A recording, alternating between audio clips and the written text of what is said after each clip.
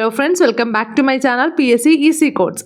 അപ്പോൾ നിങ്ങളെല്ലാവരും ഇന്ന് എങ്ങനെ ഉണ്ടായിരുന്നു? ഇന്ന് നിങ്ങളുടെ പ്രൊഡക്റ്റീവായിട്ടൊരു ഡേ ആയിരുന്നോ ഇന്ന്? അപ്പോൾ എല്ലാവർക്കും പഠിക്കാൻ പറ്റിയിട്ടുണ്ടായിരുന്നോ? അപ്പം എന്തുവാണെങ്കിലും നമ്മൾ എന്ത് സാഹചര്യം വന്നു കഴിഞ്ഞാലും നമ്മൾ തീർക്കാനുള്ള പോർഷൻ നമ്മൾ തീർക്കണം കേട്ടോ.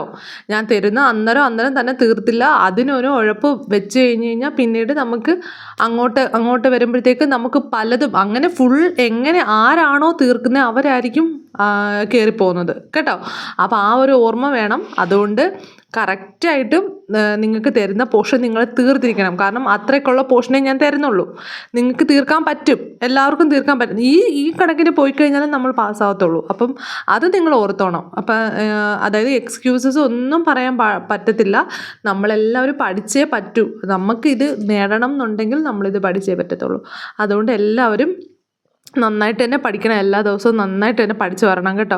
കാരണം നമുക്ക് നാളെ അങ്ങനെ ഒരു ഇതിനെക്കുറിച്ച് നമ്മൾ ചിന്തിക്കണം. നമ്മളിപ്പോൾ ഇത്തിരി കഷ്ടപ്പെട്ട് കഴിഞ്ഞാലും നാളെ നമുക്ക് കഷ്ടപ്പെടണ്ടല്ലോ. നാളെ നമുക്ക് ഇഷ്ടമുള്ളത് ചെയ്യാം.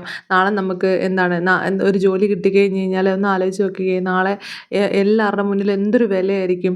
നമ്മൾ ആ ടാഗ് ഇട്ടുകൊണ്ട് പലരുടെയും മുന്നിൽ കൂടെ നടക്കുമ്പോഴത്തേക്കും നമ്മളെ അവർ നോക്കുന്നതും അപ്പോൾ അതെല്ലാം നമ്മൾ ഈ ചെയ്യുന്ന സ്ട്രഗിളാണ്. ഈ ഒരു ചെയ്യുന്ന ഹാർഡ് വർക്കിനുള്ള ഒരു റിസൾട്ടാണ്, ഒരു പ്രതിഫലമാണ് നമുക്ക് അങ്ങനെ കിട്ടുന്നത്. അപ്പം നിങ്ങൾ അത് ഓർക്കുക കേട്ടോ. അപ്പം അത് ഓർക്കുമ്പം നിങ്ങൾക്ക് എന്ത് ചെയ്യാൻ പറ്റും? ഇപ്പം നിങ്ങൾക്ക് ഇച്ചിരി കഷ്ടപ്പെട്ടാൽ എനിക്ക് കുഴപ്പമില്ല, എനിക്ക് കുറച്ച് നാളല്ല ഉള്ളൂ, ഞാൻ 2 മാസമല്ല ഉള്ളൂ, 2 മാസം പോലും ഇല്ല, 1 മാസമേ ഉള്ളൂ, ഇനി 1 മാസമല്ല ഉള്ളൂ. അപ്പോൾ ആ ഒരു മാസം നമുക്ക് നന്നായിട്ടൊന്ന് കഷ്ടപ്പെട്ട് കഴിഞ്ഞ് കഴിഞ്ഞാൽ നമുക്ക് അതിൽ അല്ലെങ്കിൽ പിന്നെ നമുക്ക് ആ ഒരു അവസരം പോലും ഇല്ല. ആ ഒരു എക്സാം എഴുതാനുള്ള അവസരം പോലും നമുക്ക് നഷ്ടപ്പെടുക. ആ മെയിൻ എക്സാം ഈസി ആണെന്നുണ്ടെങ്കിൽ നമുക്ക് പറഞ്ഞിട്ട് കാര്യമുണ്ടോ? പിന്നെ പ്രിലിംസ് എക്സാം കിട്ടിയില്ലെന്നുണ്ടെങ്കിൽ നമുക്ക് അതിൻ്റെ അവസരം പോയില്ലേ. അപ്പം അതുകൊണ്ട് ദയവ് ചെയ്ത് നിങ്ങൾ നന്നായിട്ട് പഠിക്കണം കേട്ടോ. തരുന്ന പോർഷൻസ് എല്ലാം കറക്റ്റായിട്ട് പഠിക്കണം. പിന്നെ എനിക്ക് ഇന്ന് പഠിക്കാൻ പറ്റിയിട്ടുണ്ടായിരുന്നു. കുഴപ്പമൊന്നും ഇല്ലായിരുന്നു, വലിയ പ്രശ്നങ്ങളൊന്നും വന്നില്ല. അങ്ങനെയൊക്കെ പോയി. പിന്നെ നിങ്ങൾ ഈ ആദ്യമായിട്ടാണ് ഈ വീഡിയോ കാണുന്നതെന്നുണ്ടെങ്കിൽ പ്ലീസ് എല്ലാവരും ഒന്ന് സബ്സ്ക്രൈബ് ചെയ്യുക കേട്ടോ. ഒന്ന് സബ്സ്ക്രൈബ് ചെയ്ത് സപ്പോർട്ട് ചെയ്യുക. കുറേ പേരുണ്ട് നമ്മുടെ വീഡിയോ കണ്ടിട്ട് സബ്സ്ക്രൈബ് ചെയ്യാതിരിക്കുന്നത്. പ്ലീസ് നിങ്ങളൊന്ന് ഇത് വിചാരിക്കരുത്. നിങ്ങൾക്ക് ഇഷ്ടമാണെന്നും അല്ലെങ്കിൽ നിങ്ങൾക്കിത് പ്രയോജനപ്പെട്ട് കഴിഞ്ഞാൽ ഒന്ന് സബ്സ്ക്രൈബ് ചെയ്തിട്ട് ഒന്ന് നോട്ടിഫിക്കേഷൻ ഓൺ ആക്കിയിട്ട് കാണുക കേട്ടോ. അപ്പം നിങ്ങൾക്ക് എല്ലാ ദിവസവും ഇതുപോലെ തന്നെ ഞാൻ ഇടുന്ന വീഡിയോസ് എല്ലാം നിങ്ങൾക്ക് കാണാൻ പറ്റുമല്ലോ.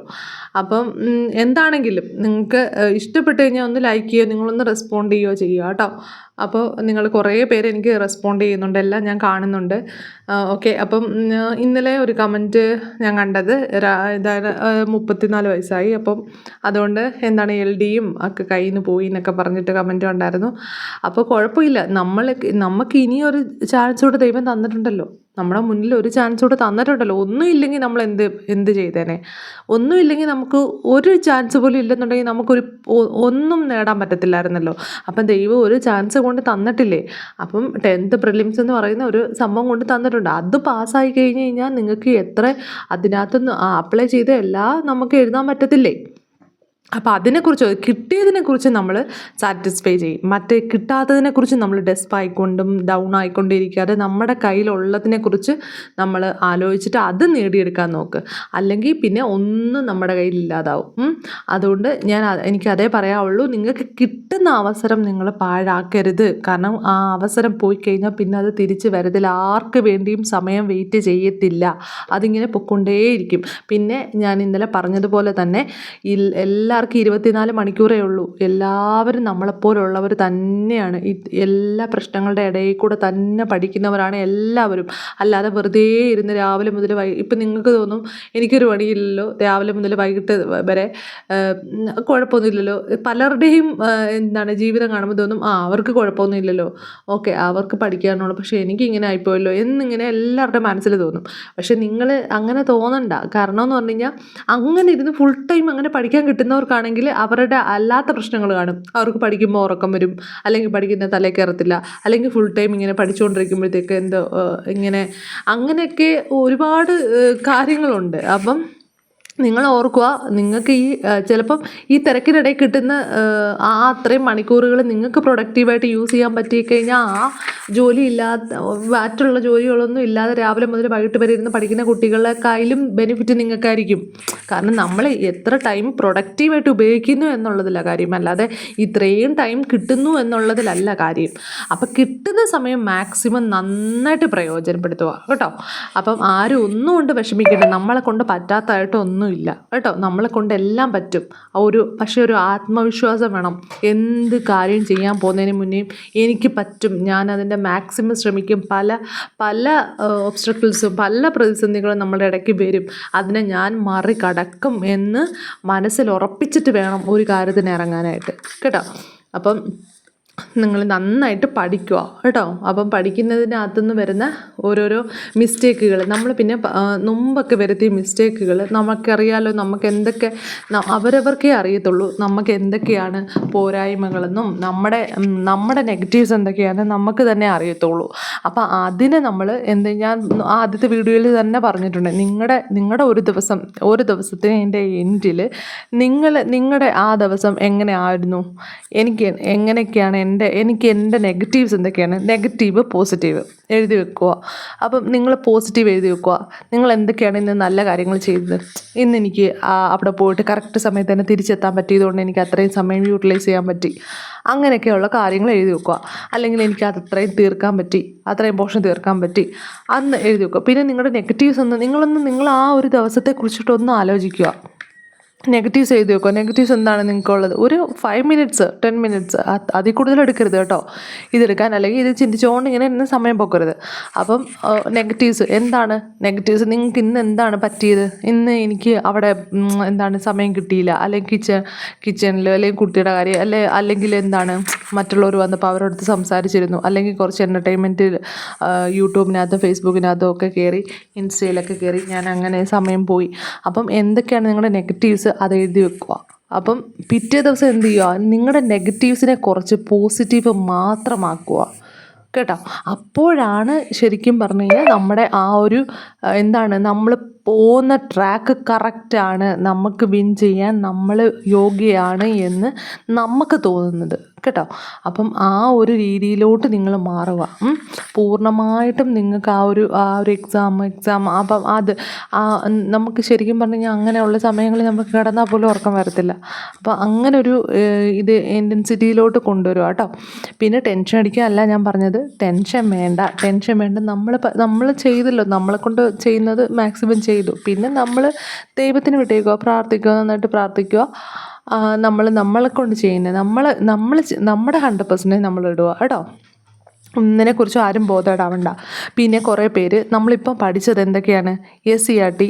ഈ വീഡിയോസ് ആരെങ്കിലും കാണുന്നുണ്ടെങ്കിൽ ഇഷ്ടപ്പെടുന്നുണ്ടെങ്കിൽ പ്ലീസ് ഒന്ന് ലൈക്ക് ചെയ്യണം കേട്ടോ, ഷെയർ ചെയ്ത് സബ്സ്ക്രൈബ് ചെയ്യുകയൊക്കെ ചെയ്യണം. എന്ന് മോട്ടിവേഷൻ കിട്ടാനായിട്ട് നിങ്ങൾ എന്ത് ചെയ്യണം, നോട്ടിഫിക്കേഷൻ ഓൺ ആക്കി ഇടണം കേട്ടോ. പിന്നെ നമ്മൾ ഇതുവരെ പഠിച്ചിട്ടുള്ള എന്തൊക്കെയാണെന്ന് വെച്ച് കഴിഞ്ഞാൽ SCERT ചാപ്റ്റർ പഠിച്ചിട്ടുണ്ടായിരുന്നു. SCERT ചാപ്റ്റർ ഫുൾ നമ്മൾ ഒരു റൗണ്ട് നോക്കി. ഓക്കെ. അപ്പം നിങ്ങൾ പറഞ്ഞു പെൻഡിങ് വരുന്നുണ്ടെന്നൊക്കെ പറഞ്ഞു. അപ്പം ഞാൻ പറഞ്ഞു വീണ്ടും റിവിഷൻ വരുമ്പോൾ നോക്കാം എന്നൊക്കെ പറഞ്ഞു. ഓക്കെ. നമ്മൾ സെക്കൻഡ് റിവിഷനിലോട്ട് കടന്നു. അത് പെൻഡിങ് ആക്കാത്തവർക്ക് പിന്നെയും പ്ലസ് ആണ്, രണ്ടാമത്തെ തവണയുള്ള റീഡിംഗ് ആണ്. അപ്പോൾ നമ്മൾ റാങ്ക് ഫയലിലോട്ടാണ് കിടക്കുന്നത്. റാങ്ക് ഫയലിൽ നമ്മൾ എന്ത് പഠിച്ചു, ആദ്യം കേരള ജോഗ്രഫി പഠിച്ചു, പിന്നെ എന്താണ് പഠിച്ചത്, കോൺസ്റ്റിറ്റ്യൂഷൻ പഠിച്ചു അല്ലേ, ഇന്ത്യൻ കോൺസ്റ്റിറ്റ്യൂഷൻ പഠിച്ചു. ഇനി അടുത്ത എന്താണ്, നവോത്ഥാനമാണ് പഠിക്കുന്നത്, കേരള ഹിസ്റ്ററിയാണ് പഠിക്കുന്നത് കേട്ടോ. അപ്പം ഇങ്ങനെ ഓരോ ഭാഗം തീർത്തിട്ടു. പിന്നെ അതുമായിട്ട് റിലേറ്റ് ചെയ്ത് SCERT വീണ്ടും റിവിഷൻ ചെയ്ത് എല്ലാം തീർത്തു. അതായത് കോൺസ്റ്റിറ്റ്യൂഷൻ്റെ SCERT തീർത്തു, കേരള ജോഗ്രഫിയുടെ SCERT രണ്ടാമത്തെ റൗണ്ടും തീർത്തു. ഇനി അടുത്ത